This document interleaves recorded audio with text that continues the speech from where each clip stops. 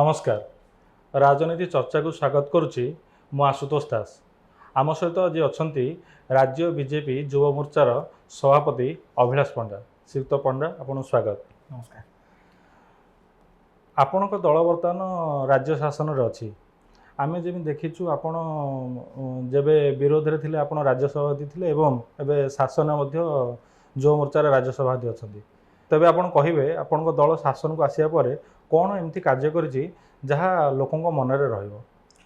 देखंतु राजनीतिक दल माने जेतबेले निर्वाचन को जाती सेतबेले गोटे निर्वाचन एजेंडा निर्वाचन पूर्व से भोटर मान आगे उपस्थापन करती यही एजेंडा अनुसार राजनीतिक दल माने प्रतिश्रुति दियंती जे आमे जदि निर्वाचित हो क्षमता को ताले काम करिवो किंतु देश रे गला अनेक दशक धरी अनेक वर्ष धरी न अनेक दशक धरी एभला गोटे परंपरा तैयारी होता जे राजनीतिक दल मानकर promise they are made to be broken सेगुड़ा केवल करा जाए जहाँ को परवर्ती समय भंगा जीव अर्थात कौन प्रतिश्रुति पालन करा नहीं किंतु नरेंद्र मोदी जी नेतृत्व में भारतीय जनता पार्टी 2014 रे शासनाधीन होला परे गोटे ए दृष्टिकोण स्पष्ट पार्थक्य देखा मिली जे जो दृष्टिभंगी बा जो नैरेटिव पॉलिटिकल पार्टी एवं तांकर प्रमिजेस को लेकिन निर्वाचन समय तांकर इस्तेहार को लेकिन लोकान को मन में बसी जे निर्वाचन आसला बोली राजनीतिक दल भाषण दौरान परवर्ती समय से पालन करेंगे ना ये प्रकार धारणा रे गोटे व्यापक परिवर्तन आसी मोदी जी जहाँ कही एवं मोदी जी नेतृत्व में जेतबेले भारतीय जनता पार्टी सारा देश रे अनेक गुड़िक राज्य रे सरकार करिछि से राज्य रे मध्य जो अनुरूप सरकार होती से माने दिगरे आगु से प्रकार दृष्टान्तमूलक पदक्षेप नहीं कि जो एक्जिस्टिंग नैरेटिव थिला ताको बदलै ओडिशा रे मोहन माझींकर सरकार 5 वर्ष भितर प्रमुख भाव पूरण करने को थिबा समस्त राजनीतिक प्रतिश्रुति मध्यरु 50% रु अधिक गोटे वर्ष मध्य पूरण करिकी गोटे अनप्रेसिडेंटेड एभला गोटे उदाहरण उपस्थापन करछंती जोटा सारा राज्यवासी को पाई निश्चित रूपे गणतंत्र रे खुशी आणला भलिया विषय मुझे कहबी ताहले 24 घंटा भितर सरकार को पूरी नथिला से समय ओडिशा लोकंकर भावावेग सहित जड़ित थिबा श्रीमंदिर चारिद्वार खोलिबा प्रसंग हो महिला मानू 50,000 टंकार जो सुभद्रा टंका 5,000 लेखे 2 थर वर्ष को 5 वर्ष 50,000 टंकार किस्तिर टंका से दबार आरंभ हो सरकारी क्षेत्र में खाली पड़ता चाकरी पदवी गुड़िक पूरण करने दिगरे सरकारी शिक्षा क्षेत्र में विशेष करिकी जो कॉन्ट्रैक्चुअल जो विभिन्न ग्रेड रो टीचर नियुक्ति होता श्रेणीभुक्त टीचर मानकर नियुक्ति होता शिक्षक मानकर नियुक्ति होता से दिगरे कॉन्ट्रैक्चुअल ग्रेडेशन स्कीमेटिक ये सबू दिगरे गोटे व्यापक रिफॉर्मेशन आने दिगरे हो ठीक सेमिति राष्ट्रीय शिक्षा नीतिर ओडिशा रे लागू करने प्रसंग को लेकिन हो मु एमिति अनेक जिनस को गणई दे पारि जोटा आम सरकार करछंती एवं जोटा ए राज्यर हित दृष्टि केवल लोकों को खुशी होगा पाई नुहे परंतु लोकों को खुशी एवं खुशी बाद रे राज्यर बृहत्तर स्वार्थ एवं हित दृष्टि आवश्यकता थिला एवं आम सरकार ताको करिके देखैछंती तेमु ई सरकार रो गोटे टैगलाइन आज दिन में पाल्टी जे सरकार जहाँ कहे ता करे तेणु आपण देखिथिबे जे नारा हे जाईची जे कथा दे कथा रखिले सरकार कथा दे कथा रखिले मोहन सरकार ये टैगलाइन सहित आम दल बढ़ुची आमे केवल भविष्य स्वप्न नुहे आमे वर्तमान आवश्यकता को पूरण मध्य करू एवं आमर निर्वाचन प्रतिश्रुति आम पई केवल गोटे मियर प्रमिज नुहे परंतु आमर कमिटमेंट आमर प्रतिज्ञा यह आज राज्य रे जनता को मध्य धीरे धीरे बुझा पड़ुची। आज्ञा आपण जेमती कहले रत्नमहाटू आरंभ करिकी माने सुभद्रा योजना जाए विभिन्न आपण बहुत जिंस गणी जहाँ प्रतिश्रुति देइतिले ताहा रखिछंती ଆମେ ଦେଖିଛୁ ଆପଣ ବିଗତ ଦିନରେ ଆପଣ ଏବିଭିପିର ଗୋଟେ ଜାତୀୟ ଏତେ ବଡ଼ ଗୋଟେ ସଂଗଠନର ଗୋଟେ ଜାତୀୟ ସମ୍ପାଦକ ଦାୟିତ୍ୱ ନିର୍ବାହ କରିଛନ୍ତି ଏବଂ ଆପଣ ଛାତ୍ର ଜୀବନ ଗୋଟେ ସଂଗଠକ ଭାବେ ଆପଣଙ୍କର ସୁଖ୍ୟାତି ଅଛି। ଆପଣ ଯେଉଁ ରାଜନୀତିକୁ ଆସିବେ ବୋଲି କ'ଣ ପିଲାବେଳୁ ମାନେ ଗୋଟେ ମନ ବଳେଇଥିଲେ? ଆଉ ଏ ରାଜନୀତିକୁ ଆସିବା ବେଳେ ଆପଣଙ୍କୁ କ'ଣ ପ୍ରେରିତ କରିଥିଲା ବା ଆପଣଙ୍କୁ ମାନେ କ'ଣ ଦେଖାଥିଲା କାହିଁକି ରାଜନୀତିକୁ ଆପଣ ଆସିଲେ? ଦେଖନ୍ତୁ ମୁଁ ଏକ୍ଜାକ୍ଟଲି ତ କହିବି ଯେ ପିଲାବେଳୁ ମନ ବଳେଇଥିଲି ନ ବଳେଇଥିଲି ଏଇଭଳିଆ କିଛି ଘଟେନି। ଗୋଟେ ଯେ ସାଧାରଣ ଶିକ୍ଷକ ପରିବାରରେ ଜନ୍ମ ହେବ ତା ପାଇଁ ପିଲାବେଳୁ ଗୋଟିଏ ଷ୍ଟ୍ରିମ୍ ଲାଇନ୍ ବା ଗୋଟିଏ ହିଁ ଗୁଳାବାଟ ତାର ପଡ଼ିଛି ଯେ ସେ ସରକାରୀ ଚାକିରି କରିବା ପାଇଁ ଚେଷ୍ଟା କରିବ। ଏବଂ ସମସ୍ତଙ୍କ ଭଳିଆ ଆମ ଘରେ ମଧ୍ୟ ମୋତେ ସେ ଦିଗରେ ପିଲାବେଳୁ ମୋ ମା ବାପା ଉଭୟ ପ୍ରେରିତ କରିଥିଲେ। ମୋତେ ଯେଉଁ ସାର୍ମାନେ ପାଠ ପଢ଼ାଉଥିଲେ ସେମାନେ ମଧ୍ୟ ସେଇ ଦିଗରେ ମୋ ସହିତ ସବୁବେଳେ କଥା କହିଛନ୍ତି ଏବଂ ପିଲାବେଳେ ମଧ୍ୟ ମୁଁ ସେଇ ଢାଞ୍ଚାରେ ହିଁ ଥିଲି। ପରବର୍ତ୍ତୀ ସମୟରେ ମାନେ ଏଇଟା ମୋ ଜୀବନର ସଂଯୋଗ କୁହନ୍ତୁ, ପ୍ରାରବ୍ଧ କୁହନ୍ତୁ, ମାନେ ଗଲା ଜନ୍ମରେ ଗୋଟେ ପୁଣ୍ୟ ଥିଲା ଯାହାଫଳରେ ମୁଁ ଏଇଭଳିଆ ଗୋଟେ ପବିତ୍ର ସଂଗଠନ ଯେଉଁ ସଂଗଠନରେ କାମ କରିବା ଗୋଟେ ଭାଗ୍ୟରେ ଥିଲେ ମିଳେ ବୋଲି ମୋତେ ଅନୁଭବ ହେଇଛି। ଏହି ଦୃଷ୍ଟିକୋଣରୁ ଯେ ଯୁବାବସ୍ଥା, ଛାତ୍ର ଯୁବାବସ୍ଥା, ଯେଉଁ ଯୁବାବସ୍ଥାରେ ମଣିଷ ରାସ୍ତା ଭଟକିବାର ସମ୍ଭାବନା ସବୁଠୁ ଅଧିକା। ଘରର ସଂସ୍କାରର ଯେଉଁ ପରିଧି ଥାଏ ସେ ସଂସ୍କାରର ପରିଧି ଯେତେବେଳେ ଗୋଟେ ପିଲାଟେ ପାଠ ପଢ଼ିବା ପାଇଁ ବାହାର ହଷ୍ଟେଲକୁ ଯାଏ ସେତେବେଳେ ସେ ପରିଧି ତା ପାଇଁ ଗୋଟେ କେବଳ ଗୋଟେ ମୋରାଲ ସ୍ପିୟର ଏବଂ ଏଇ ମାନେ ନୈତିକତାର ଯେଉଁ ଆବରଣ ତାକୁ ଘେରିକି ରହିଥାଏ ସେ ନୈତିକତାର ଆବରଣ ବହୁ ସମୟରେ କୁସଙ୍ଗ ହେଉ କିମ୍ବା ପରିସ୍ଥିତି କ୍ରମେ ହେଉ ସେ ଜାଗାର ମାହୋଲ ଏମିତି ଥାଏ ସେ ମାହୋଲ ଭିତରେ ହେଉ ସେ ବହୁ ସମୟରେ ଭଟକି ଥାଏ ବା ଡେଇଁଥାଏ। କିନ୍ତୁ ଗୋଟେ ପଜିଟିଭ୍ ଅର୍ଗାନାଇଜେସନ୍ ସହିତ ଯେତେବେଳେ ଆପଣ ଯୋଡ଼ି ହୁଅନ୍ତି ସେତେବେଳେ ପ୍ରଥମତଃ ଆପଣ କାମରେ ବ୍ୟସ୍ତ ରୁହନ୍ତି, ଦ୍ୱିତୀୟତଃ ପାଠ୍ୟକ୍ରମ ଭିତରେ ଆପଣ ଯାହା ପଢ଼ନ୍ତି ତାହା ଆପଣଙ୍କୁ ହୁଏତ ଚାକିରି ପାଇବାରେ ବହୁତ ସାହାଯ୍ୟ କରେ କିନ୍ତୁ ଜୀବନ ବଞ୍ଚିବାରେ ତାହା ସମ୍ପୂର୍ଣ୍ଣ ନୁହେଁ। ଏହା ପୂର୍ବରୁ ଯେଉଁ ପାଠ୍ୟକ୍ରମ ଆମ ଦେଶରେ ଥିଲା ନ୍ୟାସନାଲ୍ ଏଜୁକେସନ୍ ପଲିସି ଲାଗୁ ହେବା ପୂର୍ବରୁ ଯାହା ଆମେ ଜୀବନ ବଞ୍ଚିବା ପାଇଁ ଦରକାର କରୁ ଯେଉଁ ପ୍ରାକ୍ଟିକାଲ ଏକ୍ସପିରିଏନ୍ସ ଗୁଡ଼ା ଆମର କାଉଣ୍ଟ ହୁଏ ପରବର୍ତ୍ତୀ ସମୟରେ ଏସବୁ ଜିନିଷ ଆମକୁ ପାଠ ଖସଡ଼ାରୁ ମିଳେନି। ଏସବୁ ଜିନିଷ ଆମକୁ ଅନୁଭବରୁ ମିଳେ, ଅନୁଭୂତିରୁ ମିଳେ ଏବଂ ଏ ଅନୁଭବ ଅନୁଭୂତି ଆପଣ ଅଖିଳ ଭାରତୀୟ ବିଦ୍ୟାର୍ଥୀ ପରିଷଦ ଭଳିଆ ଗୋଟେ ଅର୍ଗାନାଇଜେସନରେ କାମ କରିବା ଭିତରେ ହିଁ ପାଇପାରିବେ। ଏଇ ଅନୁଭବ ଯେମିତି ଦେଶରେ ଅତି ରିମୋଟ ରୁରାଲ ବେସ୍ରେ ଥିବା ଗାଁରେ ରହୁଥିବା ଲୋକମାନେ ଯେଉଁ ଜାଗାରେ ସେଇ ସମୟରେ ଇଲେକ୍ଟ୍ରିସିଟି ବି ପହଞ୍ଚି ନଥିଲା, ପରବର୍ତ୍ତୀ ସମୟରେ ତ ଆଜି ମୋଦିଜୀଙ୍କର ସରକାରରେ ସାରା ଭାରତର 100% ଗାଁ ଇଲେକ୍ଟ୍ରିଫାଇଡ଼୍ ହେଇଛି। କିନ୍ତୁ ମୁଁ ସେଇ ଅବସ୍ଥା କହୁଛି ଯେଉଁ ସମୟରେ ବିଜୁଳି ମଧ୍ୟ ପହଞ୍ଚି ନଥିଲା, ସେଇ ସମୟରେ ଗ୍ରାମ୍ୟ ଜୀବନ ଦର୍ଶନ ଭଳିଆ କାର୍ଯ୍ୟକ୍ରମ ମୋତେ ଏବିଭିପିର ଦ୍ୱାରା ହିଁ ସେ କାର୍ଯ୍ୟକ୍ରମକୁ ଯିବାର ସୁଯୋଗ ମିଳିଥିଲା। ଏମିତି ଅନେକ ଜିନିଷ ଜ୍ଞାନ ଚରିତ୍ର ଏକତାର ନାରା ହେଉ, ଯେଉଁ ନାରା ଆମେ ଦେଉଛେ ତାକୁ ନିଜେ ପାଳନ କରିବାର ଯେଉଁ ଆପ୍ତ ବାକ୍ୟ ବିବେକାନନ୍ଦଙ୍କର ବି ଆଣ୍ଡ ମେକ୍ ସେ ଆହ୍ୱାନ ହେଉ, ଏସବୁ ଭିତରେ ଗୋଟେ ପଜିଟିଭ୍ ଏନଭାରମେଣ୍ଟ ଭିତରେ ନିଜର ଷ୍ଟୁଡେଣ୍ଟ ୟୁଥ୍ ଏଜ୍ଟା କାଟିବାର ଯେଉଁ ସୁଯୋଗ ମିଳିଲା ଏଇଟା ନିହାତି ଭାବେ ମୁଁ କହିବି ଯେ ମୋ ଜୀବନକୁ ଗୋଟେ ସେପ୍ ଦେଇଛି। ଏବଂ ପରବର୍ତ୍ତୀ ସମୟରେ ମୁଁ ଯେତେବେଳେ ଗୋଟେ ଏଜ୍ ଆସିବା ପର୍ଯ୍ୟନ୍ତ ଆମର ଛାତ୍ର ରାଜନୀତିରେ ରୁହନ୍ତି, ଯେତେବେଳେ ଛାତ୍ର ରାଜନୀତି ମୁଁ ଛାଡ଼ିଲି ମାନେ ଛାତ୍ର ରାଜନୀତି ମୋର ସରିଗଲା, ମୁଁ ଯେତେବେଳେ ମୋର ବ୍ୟକ୍ତିଗତ ଜୀବନରେ ଜୀବନ ବଞ୍ଚିବା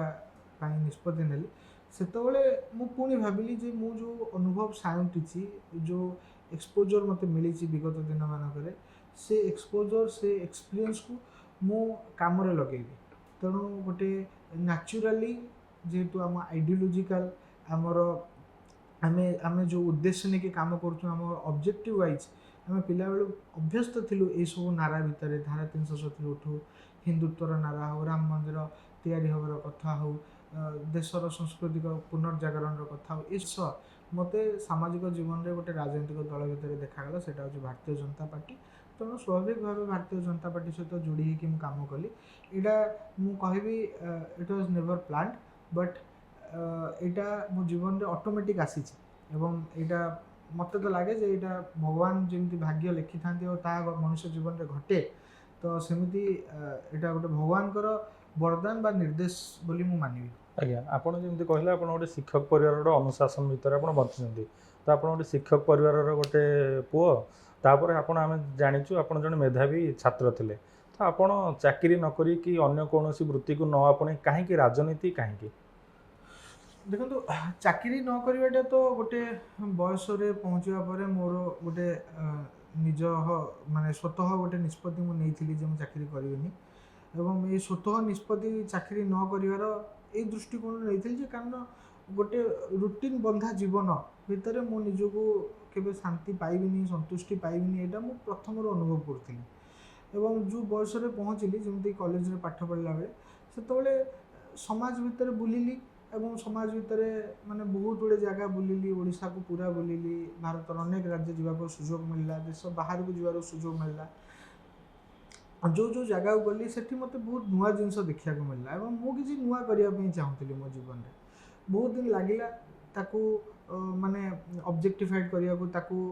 କେନ୍ଦ୍ରୀଭୂତ କରିବା ପାଇଁ ଯେ ମୁଁ ଏକ୍ଜାକ୍ଟଲି କରିବି କ'ଣ। ସମାଜରେ ତ ଅନେକ ଆବଶ୍ୟକତା ଅଛି, ସବୁ କାମ, ଯେଉଁ କାମକୁ ତୁମେ ଆଖି ଦେଖୁଥିବ ତୁମେ ତା ଭିତରେ କିଛି ନା କିଛି ମଜିକି ହଜିକି କାମ କରିବା ପାଇଁ ଚାହିଁବ, କିନ୍ତୁ ଏକ୍ଜାକ୍ଟଲି କରିବ କ'ଣ କାମଟା।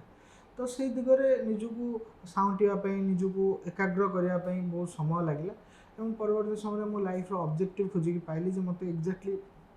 କ'ଣ କରିବାକୁ ଅଛି। ମୁଁ ସମାଜ ଜୀବନ ଏବଂ ଦେଶର ପ୍ରଶାସନିକ କଳ, ଏଇ ଯେଉଁ ସମାଜରେ ରହୁଥିବା ସାଧାରଣ ଲୋକ, ପ୍ରଶାସନର ଯେଉଁ କଳର ବ୍ୟବସ୍ଥା ଆମ ଗଣତନ୍ତ୍ରରେ ଚାଲିଛି, ତା ଭିତରେ ବ୍ରିଜ୍ ହେବାର ଆବଶ୍ୟକତା ଅଛି। ତ ମୁଁ ମୋ ଅଞ୍ଚଳରେ ଏଇ ବ୍ରିଜ୍ର କାମ କରିବାକୁ ଚାହିଁଲି, ସେତୁର କାମ କରିବାକୁ ଚାହିଁଲି। ପ୍ରଶାସନିକ ନିଷ୍ପତ୍ତି, ସରକାରୀ ନିଷ୍ପତ୍ତି ତା ସାଧାରଣ ଲୋକଙ୍କ ପାଖରେ ପହଞ୍ଚି ପାରୁନି। ସାଧାରଣ ଲୋକଟି ତା'ର ମୌଳିକ ଆବଶ୍ୟକତାରୁ ସବୁ ପ୍ରକାର ନିୟମ ଥାଇ ମଧ୍ୟ ବଞ୍ଚିତ ହେଉଛି। ତ ସେଠି କାହାକୁ ଗୋଟେ ସେତୁ ହେବାର ଆବଶ୍ୟକତା ଅଛି, କାହାକୁ ଗୋଟେ ମୁହଁ ଖୋଲି କହିବାର ଆବଶ୍ୟକତା ଅଛି। ତେଣୁ ସେଇ ମାନେ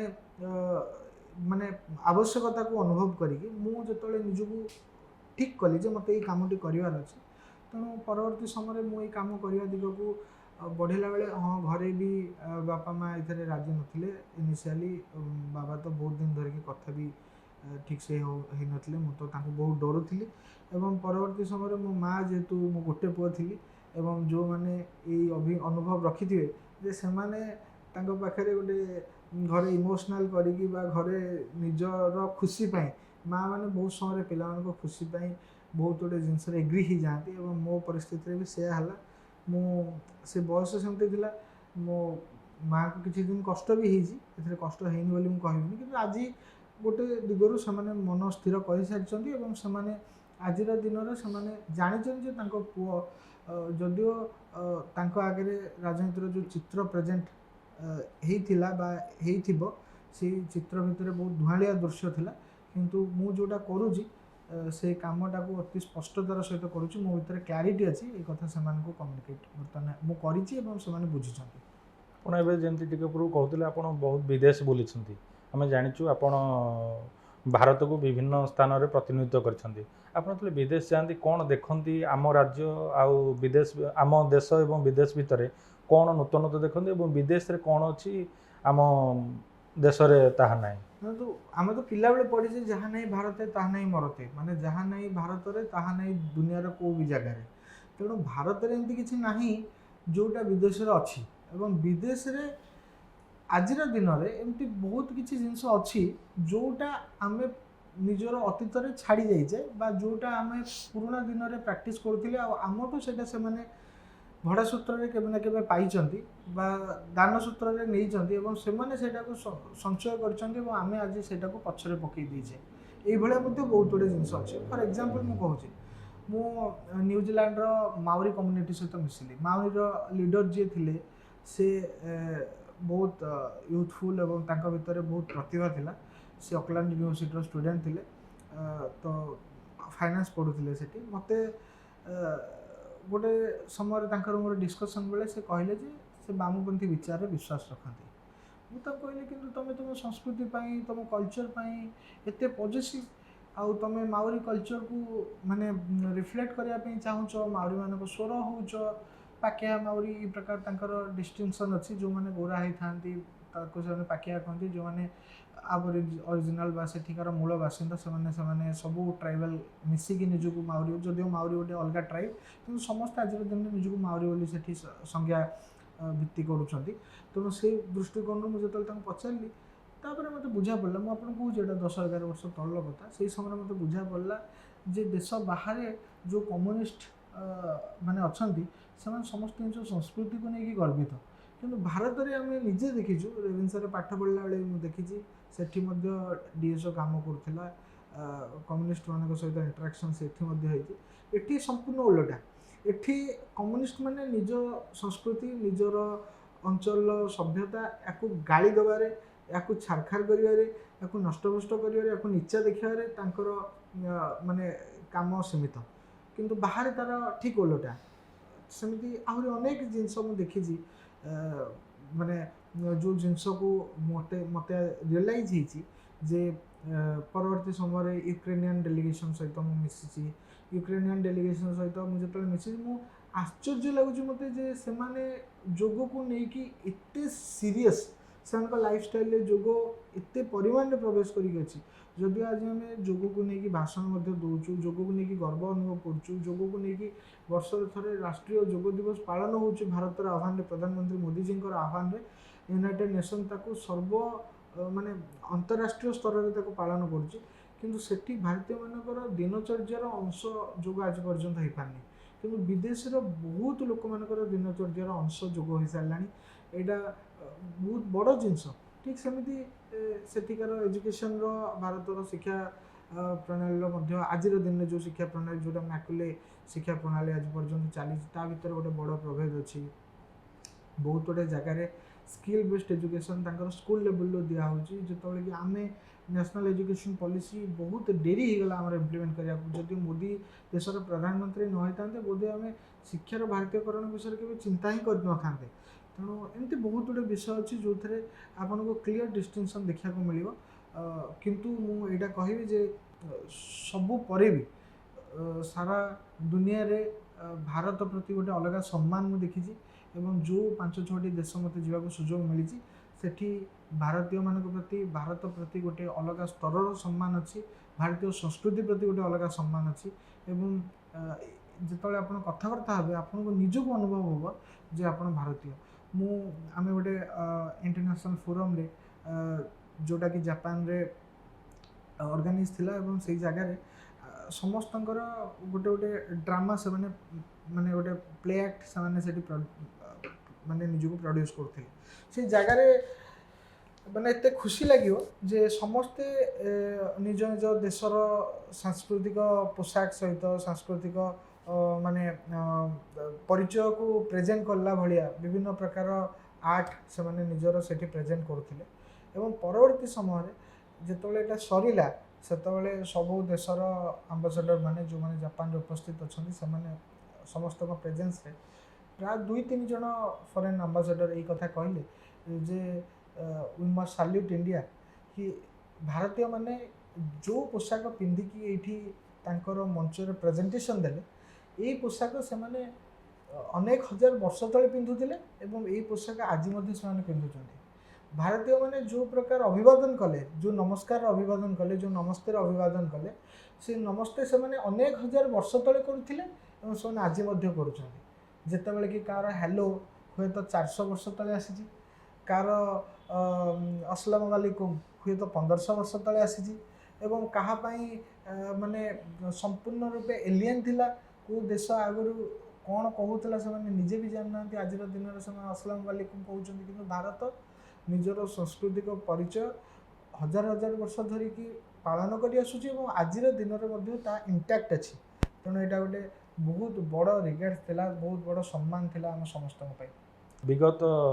24 निर्वाचन में आपण खंडपड़ा निर्वाचन टिकेट आसाई, किंतु आपण दल गोटे आमदानी नेता आनी टिकेट देला, यह आपको केते व्यथित करथिला? देखो आमदानी ये शब्द सब तो मीडिया द्वारा कॉइन होता शब्द, दल रे जी आसिक जॉइन कले से दलर कार्यकर्ता, एवं भारतीय जनता पार्टी जो शीर्ष नेतृत्व यहाँ क्लीयर कर बीजेपी समस्त ओपन अच्छी बीजेपी कहीं भी आसिक जॉइन करें किंतु ताकू भारतीय जनता पार्टी आदर्श अनुरूप निजक ढालिया पड़ो एवं आम देखी आमर कट्टर विरोधी माने राष्ट्रीय स्तर में माने अनेक राज्यर जो माने शीर्ष नेतृत्व थिले सारा देश में से परवर्ती समय बीजेपी को जॉइन कर आम ideology the only relevant ideology एवं जो आइडियोलोजी ऑर्गेनिकली आज समस्तंकर भितर आदृत होती एवं बढ़ी आम संगठन से सबू दृष्टिकोण देखा गले बीजेपी रे कहीं भी आसिक मिसी पारे बीजेपी केतबले क्या भी सुजोग दे पार यहाँ आम दलर विशेषता मनरे आशा राजनीति में थिबा समस्त व्यक्ति मान भीतर रमती कहीं जड़े भी राजनीति व्यक्ति हुए तो नथिबे जहाँ को मनरे किसी निजस्व आकांक्षा बा अभिलाष नथिबो एटा हूँ वास्तवता ठीक सेमिति मो मनरे कौन आशा आसवा यहाँ अस्वाभाविक जिनस नुहे जी जो जगार काम कर मन में आशा आसो यहाँ गोटे स्वाभाविक प्रक्रिया तेणु से जगार टिकेट मिल न मिल ये जिनस पार्टी नेतृत्व उपर निर्भर करे एवं मो भली अनेक कार्यकर्ता दल में काम कर राज्य में मात्र आसेम्बली सीट हूँ 147 तेणु 147 जन को ही प्रार्थी विधानसभा प्रार्थी कर पार्टी विधानसभा प्रार्थी कर 147 रु अधिक लोक कर तेणु से दृष्टिकोण ये वास्तवता सहित आम समस्ते परिचित अच्छु एवं ये वास्तवता को लेकिन ही ऑर्गेनाइजेशन रे काम करने मनस्थ करके आसुबले गोटे निर्दिष्ट मुझे फर्स्ट आपको कहली गोटे आइडियोलोजी प्रेरित हलु काम करने जिते से दिगरे आम काम कर आरंभ कलु से जीवन ऑब्जेक्टिव या नहीं जे केवल जीवन में एमएलए ही हम यहाँ ही जीवन ऑब्जेक्टिव गोटे ब्रॉडर ऑब्जेक्टिव नहीं काम करूँ देशर भल हेले खुशी लगुच समाज भल हेले खुशी लगुच जो मुद्दा को आम के सड़क में ठिया नारा देकी हटेवाई इम्प्लीमेंट होगापी नारा दौलू से मुद्दा जो इम्प्लीमेंट हो धारा 370 हटो न हटो बोली मोर टीचर मान सहित अनेक थर जुक्ति कर सोशल मीडिया अनेक सांग साथी एम सहित माने जुक्ति होती धारा 370 हटिला से दिन ठू खुशी मो पे कौन अच्छे माने जहाँ हुआ जन्म राम का मंदिर वही बनाएंगे ये प्रकार नारा आम दौलू से मंदिर जो ठिया हो आज मंदिर को लक्ष लक्ष तीर्थयात्री जाऊँच सारा विश्व आज देखुचे भारत 500 वर्षर पराधीनतार मुक्ति पाइला सांस्कृतिक माने पराधीनतार मुक्ति पाइला एवं मंदिर राम मंदिर जहाँ 1528 आज को केते 100 वर्ष तले आप अनुमान करूँ से मंदिर आज पुनः जीवंत होगी ठिया होती जो आम आखिरी देखुचे आमको खुशी लगुच तेणु बीजेपी जॉइन करिया बीजेपी रे काम करियार पर्पस अलग तेणु से दृष्टिकोण आघात मनरे सामयिक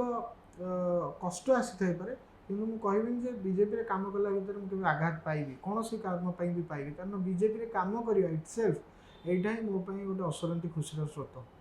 आम बर्तमान जो समय एपिसोड सुट करजे आम से समय खबर पहुँची राघव चढ़ा बर्तमान बीजेपी रे जॉइन कर सी गोटे अलग आम आदमी पार्टी गोटे अलग चिंताधारा गोटे व्यक्ति आउ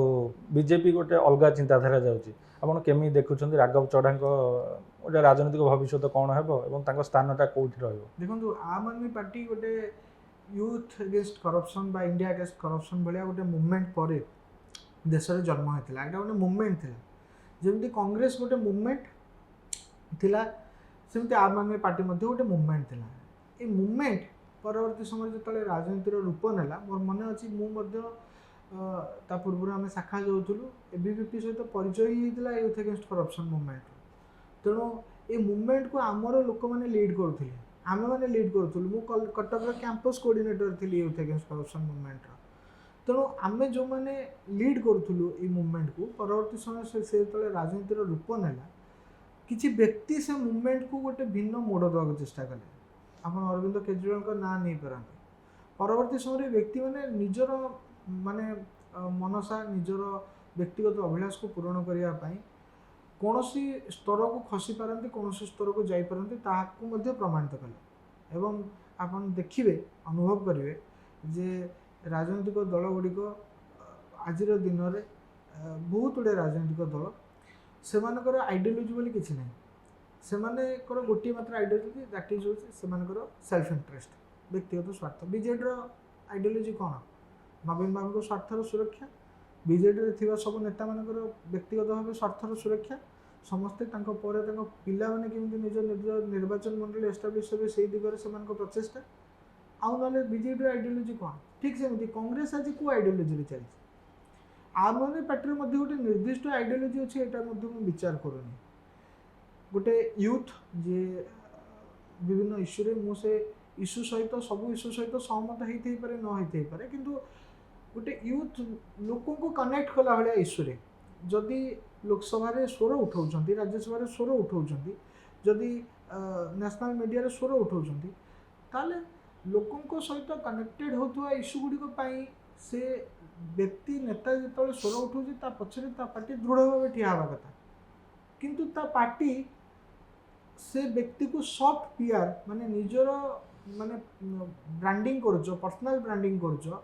से अभियोग लगे कि से पार्टी से व्यक्ति को माने डिमोट कर पार्टी से व्यक्ति को निज को अलग कर भारतीय जनता पार्टी उपर से विश्वास प्रकट कर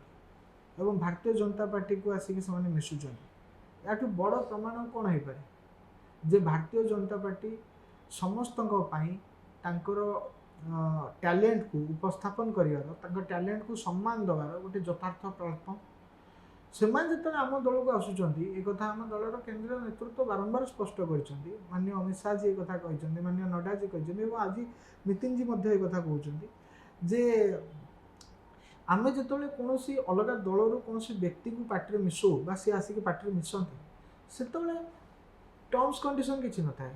आम आम आइडियोलोजी स्टिक थाउ एवं जी आसवे सी निजक ये आइडियोलोजी ये विचार सहित निजक ढाड़ा पड़े निजक अभ्यस्त करने पड़े ये विचार को ग्रहण करा पड़े ये विचार को मानवा पड़े तेणु जितेबाला भारतीय जनता पार्टी आज गोटे प्रवाहित गंगार स्वरूप नहीं से अनेक नद नदी मिसवे यहाँ हूँ वास्तवता एवं जो मैंने मिसवे से गंगा पानी हो से पानी जदि माने कहीं भी आसिक आज महानदी में हुए तो कौ जगार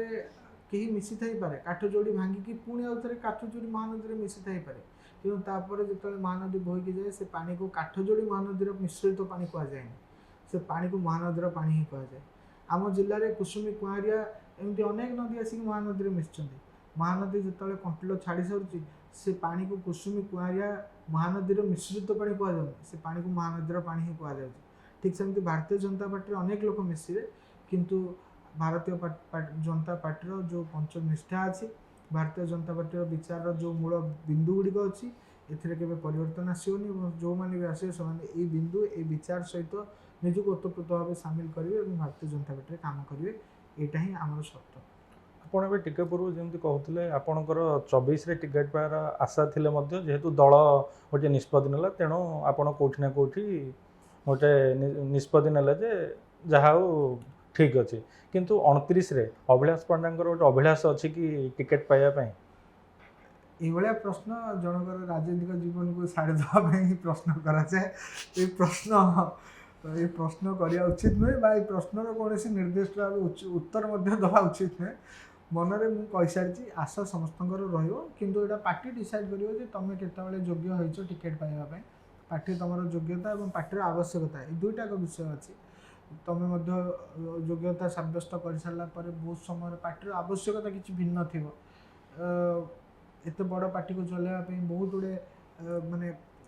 बिंदु को देखा पड़े बहुत गुड़े कंपोनेंट को टच करा पड़े से सब आवश्यकता दृष्टि पार्टी जिते जहाँ निष्पत्ति नब भारतीय जनता पार्टी कार्यकर्ता से आधार में से निष्पत्ति को मानि काम कर भारतीय जनता पार्टी गोटे समर्पित एवं भारतीय जनता पार्टी कमिटेड कार्यकर्ता हिसाब से मुझे भिन्न नुहे जमी शह शह हजार हजार लक्ष लक्ष कार्यकर्ता बीजेपी काम कर कार्यकर्ता जितेबाला जहाँ हबार थो जोटा आपंकर भाग्य लिखाई जोटा आपंकर दलर नेतृत्व निष्पत्ति ने सेटा घटे मैं जानी आप बागिंग पुरुष तेणु आप चतुरतार सह प्रश्नटी एड़े देते ठीक अच्छे किंतु आप दल उत्सर्गित काम कर दिन राति अहरह परिश्रम कर गोटे संगठन जारी रखिंट कि दल ठार किसी पाइबार आशा कौन आप मोठू हजार गुण अधिक प्रतिभावान मोठू लक्ष गुण अधिक समर्पित मोठू कोटी गुण अधिक ये दलपाई काम कर अनेक व्यक्ति को मो आखि आगे मुझे देखुची जो मैंने आम दलर कार्यालय सहित नित्य नियमित भेट हो देखा से व्यक्ति मानकर